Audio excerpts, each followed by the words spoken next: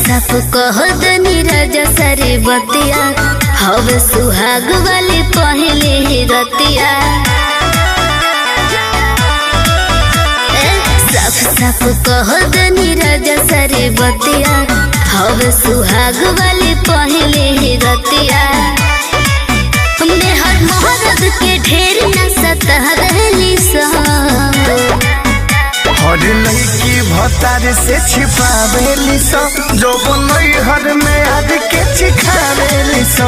हर लड़की भतार से छिपावेली सो जो बनई हर में आज के चिखावेली सो।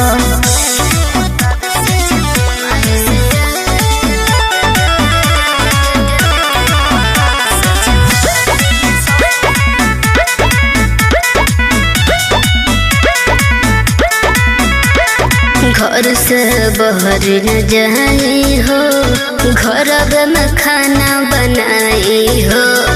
कवनो गलती जो हो खेता माई से जाके बताई हो।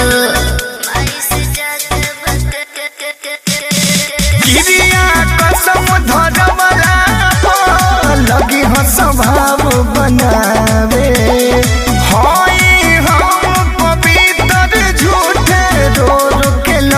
सुनावे डाल जोर लोर नगी रहबली सो। हर लड़की भतार से छुपावेली सो जो बनई हर में आज के चिखावेली सो।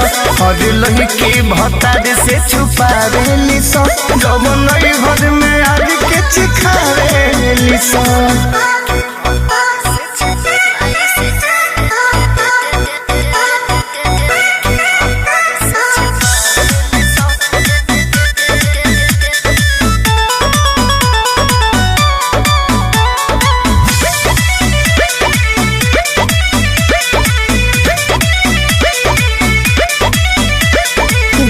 खाले पढ़े ट्यूशन हो, घूम के रहना परमिशन हो। भूल भूलियों में पवन न रहे केहू सलाह रिलेशन हो। केहू के क्रिया खा जाए हो सोचली से कुछ न होई।